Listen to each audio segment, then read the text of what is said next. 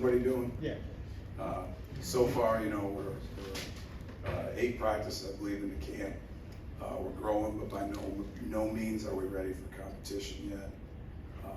But we're in the process, and I think guys need to continue to embrace the process, all right, and grow every day and show our traits. With that, I'll take any questions. Coach, with Omar Spitz, these guys traveled around quite a bit, Philadelphia, Oregon, now Louisiana. Does that sort of worldliness you have, does that sort of translate to Phil, all that maturity? You know, I've been pleased with Omar. You definitely see a level of maturity.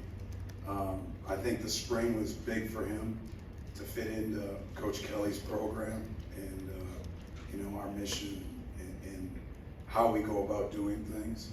And I think you're seeing him in training camp really embrace that. You definitely see a veteran presence from him. Hey, Coach, I want to ask you about a couple of statistics. Turnovers forced and third down defense. How do you feel about those two numbers from last year, and what would you like to see from those moving forward? With both of them, we got to improve drastically. You know, that's 2 areas that have been a point of emphasis. You know, get off the field. I believe we were in the 70s, which isn't good enough. You know, last year, if you look at the number one team in the takeaway defense, it was Illinois, and they had 2.4 takeaways a game. They allowed 12.7 points. So there's a direct correlation there. Both are being emphasized like crazy. Yeah, I will say, yeah, you obviously have quite the competition going on at cornerback. Is there anybody at this point you feel like is really going to be standing out and earn some kind of a role, or where do you feel like you're going to have to make that decision? Yeah, I think guys are still competing for roles at this point. You know, you see good things out of them. What we're looking for is consistency. Day in and day out, exhibiting our traits. And really being the guy that you can count on every step. You know, we've had guys that have flashed. You know, Deuce strung a couple practices together earlier this week. You know, I got to get in and watch the film. Ashton Stamps has grown up fast. Zai has done some good things. You know, we just got to continue to grow. Coach, I think from coaches and players alike, especially guys that were new last year, coaches and players alike, comfort is a huge thing. We've heard a lot of guys mention that. Do you feel that? Do you feel a little bit different this year? And if so, has it allowed you to put maybe a little bit more scope into what you're doing with certain guys this year? Yeah, I think comfort's kind of a relative term. You know, I don't think anybody ever wants to be comfortable, but what you do see is you understand the expectations, right? We're not all trying to learn Coach Kelly's program, and really, we now know exactly what our traits are and what they look like, okay? Exactly what our process is and what it looks like. Now, there's an expectation for those that return that we take that to the next level. Coach, what goes into striking a balance with a player like Harold, whether it be having him rush the passer or drop it and get coverage, like playing linebacker? What goes into trying to split his time? Yeah, I think right now you're at the process where you're teaching them to play multiple positions, right? And then when you get into a specific game, you see what fits the scheme to stop that team and what he does well. Really not just for Harold, but all our players.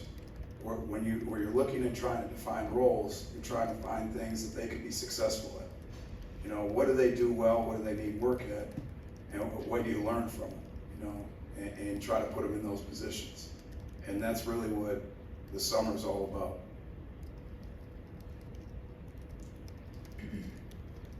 Hey Coach, Glenn West right here.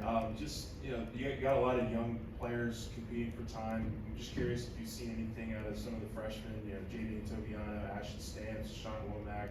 Are there any young freshmen that are kind of standing out to you in this fall game? Yeah, excited about that class in general. I've already spoke to Ashton.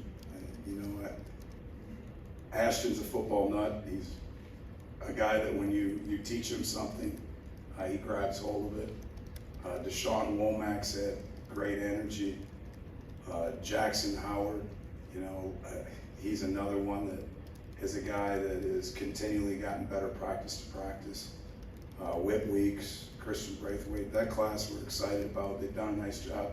Now with that being said, they're freshmen, right? So this next week will be huge for them. As you know, this next week we get 6 right in a row, and we got to grow a bunch. And that goes for the whole defense, but in particular the freshmen. Hey, Matt, right here, just the effect of Mason Smith back on the line, just how it affects the whole defense, the scheme, everything. Yeah, you know, as we all know, Mason's got elite size and athleticism for a big man like that. He'd be the first to tell you he's knocking some rust off, right? This is really, if you look at it, the first 8 practices he's had where he's been able to go 11 on 11 for a year. But what you do see is that size and that athleticism. Now, he's just like anybody else. He's got improvement to be made. You know, I think he would tell you right now, if he looked at you, he wants to improve his pad level. Like at times right now, he's playing high. Hey, Coach, right here. So, you know, the defense lost a couple of veterans, such as Mekhi Gardner and Jared Bernard Converse back in the defensive backfield. What does it mean to have a player like Andre Sam back there? Yeah, really pleased to have Andre. Love his energy, love his veteran presence. I love his buy-in. You know, he's a guy that has embraced everything we do here. It's been great to have him, and I think he's going to be an integral part of what we do. Hey Coach, Jason Stern from Gridiron Football. Talking about Major Burns and just his versatility. You know, I saw him working with you in the linebackers a little bit, and also being a safety as well. Just talk about the versatility that he really brings in another year. Yeah, you know, Major's improved, and you know he's a guy that his length and his speed give the options to do different things, and he's also a guy now where it's time to take his development to the next level, where it's beyond just what's my job, but it's seeing the bigger picture and understanding what offenses are trying to do, understanding how situational football plays a role, and then how you can take advantage of it. Following up on these safeties, just how interchangeable do you feel like your safeties and nickels are at times, and what does that allow you to do defensively? Yeah, you know, Coach Cooks does a great job, but during camp, we're trying to move those guys around. And we're trying to do that to create depth and competition, okay? You sort of broaden your horizons as a football player when you see things from different views, right? And that makes you multiple on defense. So with those guys that have played a lot of football, the Majors, the Trey Sams, the Greg Brooks, even Sage Ryan, yeah, we're moving them around, we're challenging them to learn. Losing a guy like BJ O'Delary isn't, you're trying to replace him isn't necessarily easy. What kind of progress are you seeing Obi go for Braden Swinson at that jack spot? I love the traits that both those guys play with. You know, Obi's a guy that you want to talk about playing with focus and attention to detail. He's doing that. Braden brings a great attitude every day. So I'm excited about the trajectory of those guys. Coach, right here. You all know that Zay Alexander was a very good player at Southeastern. He was a 2-time All-American at Southeastern, but you know, since he transitioned over here, he's looked very impressive over fall camp. Which one of his attributes stands out to you the most? I think his length and how smart he is. Like he is a smart player, and you know that's a trait we value. You can tell he's a high school quarterback, and his length. I mean, his length helps him on the edge. What do you say about the defensive line transfers as a whole? What is your impression of them so far? One, I've been pleased at the buy-in there. Two, I've been pleased with the competition and depth it's brought. Excited about, you know, Jordan. We didn't get a chance to see him in the spring. He's done a nice job. Paris has done a nice job. Jalen Lee has gotten a lot better over the course of the summer. So I would tell you that they bring competition and depth. What about Ogufo's speed? He seems really fast on the edge. Yeah, he does, and he has a nice long arm. You know, and he's another guy that's played a lot. And to be honest with you, his history with Coach Kelly makes his transition seamless, right? So been very pleased with him. A lot's been made this offseason about the continuity that's returning, particularly on offense, but you guys as a coaching staff return nearly everybody on the defensive side of the ball. Just in year two, what does the evolution of you guys as a staff look like defensively, and how beneficial is it that you've had, some relative continuity there with the staff?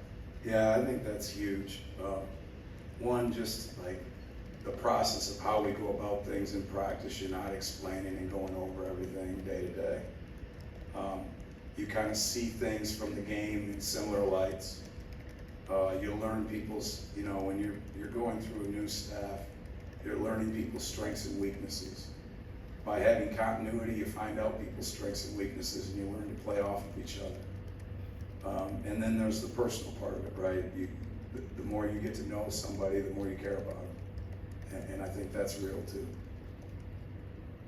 And specifically about Deshaun Womack, it seemed like in the spring it was either maybe he's a defensive end, maybe he's a jack long term. Have you actually settled on a position for him? Is it always going to be a case where he can kind of play both? No, he's a guy that we're going to be able to move around some.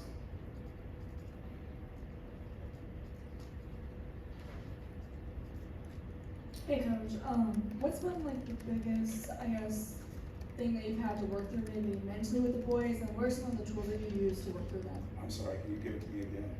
What are some of the biggest mental struggles when it comes to working with the boys, and how have you kind of worked through them with it mentally? Yeah, I think the first thing is just thinking right? And understanding that your thoughts control your actions, and you control your thoughts, right?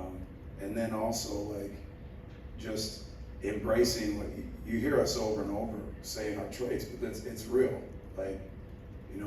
Embracing our traits of excellence, and embracing a great attitude and laser focus and attention to detail, and not letting yourself get out of the box, so to speak. What does it mean working with the team when you have a season opener like you've got with Florida State and the team that you opened with last year? I know they're all big, but this is going to get a lot of attention, and the whole world's going to be watching it. Yeah, I think those games are exciting. They're exciting for a coach. They're exciting for a player. But at the end of the day, I think you have to be short-sighted in this game. And to be honest with you, when you're out on the field, you're worried about the next drill. And when you get off the field, you're worried about correcting the next meeting. Now, there's got to be some farsightedness in the preparation model. And what schemes do we need to get in? How do we need to be taught? But I think you can get too far-sighted in this thing too. Now, is it exciting that we have great competition in the first game? Absolutely. But I hate to say this, but I'm worried about the trajectory of practice 9 now after 8. Greg Penn seems like a guy who's going to once again be a big part of this defensive linebacker. What were y'all working with him coming off the last season, and where do you feel like he's at in his progress? Yeah, I think the one thing that Greg, you can tell he's much more comfortable at what we do. He's done a good job with his weight. Jake Flint, Dr. Frakes, they've done a great job with him. He's leaner, he's moving better, and I think he's trusted himself more to pull the trigger. We just have 2 more. Coach, what have you seen from Deuce Chestnut so far in this fall camp? Yeah, I think Deuce is a headsy player. What I have seen is he's got a unique skill set for baiting guys. That's the thing. You can tell Deuce has played football. You mentioned a little earlier that Ashton Stamps is some kind of football nut. Can you sort of expand on that? Is there sort of an example of him just really being, a good sport, being really heady? Yeah, I'll go ahead and tell you this. You want to talk about as a staff. I mean, the guy came to camp 3 times to LSU to get a scholarship offer. I think that's all you need to tell about Ashton Stamps. He wants to be here, he wants to be great, and he's not scared of competition. And sometimes that's not always true right now, right? And he's a dude that embraces competition every day. Thanks, Coach. Thanks, guys. Thanks, Coach.